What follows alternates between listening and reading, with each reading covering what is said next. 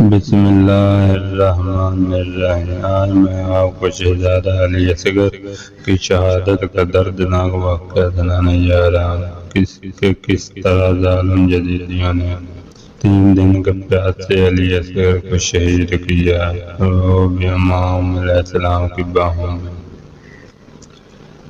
سن کر جو صدا گردن تسلیم جھکائی، تلوار سے کھودی لار اور لاش لٹائی، جب خاک میں وہ چاندی سی تصویر چھپائی، طویل پہ منہ رکھ کے دریارے ریخت بہت آئی، فرمایا کہ ڈر ڈر کے نہ رونا علی اصغر، ہم آتے ہیں آرام سے سونا علی اصغر۔ جب زمین کربلا میں حضرت امام حسین کے تمام یاروں نثار شہید ہو گئے اور آپ نے تمام جوانوں کو خاک و خون میں لپٹا دیکھا تو دل پر تمام کے فراق کا داغ لگ گیا۔ چنانچہ امام نے یہ استغاثہ بلند کیا۔ حضرت نے اپنے دکھی دل سے آواز دی کہ کوئی ہے جو اس صحرا میں حرم پیغمبر کا شر سے دفاع کرے؟ آیا کوئی موحد ہے جو خدا سے ڈرتا ہو اور ہمیں نہ ڈرائے؟ آیا کوئی ہے جو فی سبیل اللہ علیہ محمد کی فریاد دری کرے؟ جب امام کی آواز قیام کے اندر پہنچی تو اہل حرم کا گریہ جاری بلند ہوا۔ تمام یہ آواز سن کر کیا میں آئے اور حضرت نے تمام اہل و عیال کو خاموش کرا دیا، لیکن علی اصغر مسلسل رو رہے تھے۔ حضرت نے فرمایا میرے اصغر کو میرے پاس لاؤ تاکہ ان سے الوداع کر لوں۔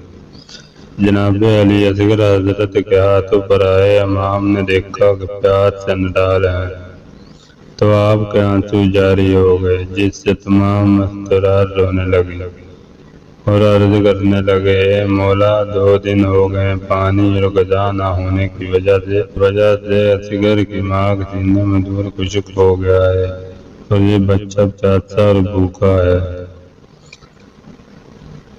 حضرت بچے کی حالت سے بہت متاثر ہوئے اور آپ نے دیکھا کہ پیاس کی شدت میں جل رہا ہے اور مسلسل آنسو بہا رہا ہے، تو حضرت تمام حجت کے لیے زنجنا کی ذہن پر سوار ہوئے اور اپنے بیٹے کو لیے میدان میں آئے اور بچے کو دونوں ہاتھوں پر اٹھا کر بلند کیا، پھر بلند آواز سے کہا، اگر تمہارے اعتقاد کے مطابق میں قصوروار ہوں تو اس بچے کی کوئی تقصیر نہیں ہے۔ آنکھیں کھولو اور دیکھو کہ کس طرح پیاس ہے اور اب پیاس سے مر رہا ہے۔ اے لشکر والو، ایک گھونٹ پانی دے دو تاکہ اس بچے کی جان بچ جائے۔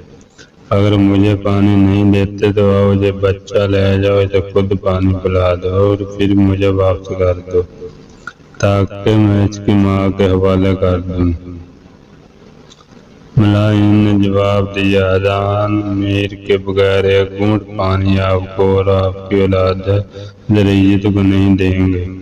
اس دوران حرملہ بن کاہل نے تیر مارا۔ حرملہ کا تیر علی اصغر کے گلے سے گزرتا ہوا امام حسین کے کاندھے پر جلا گیا۔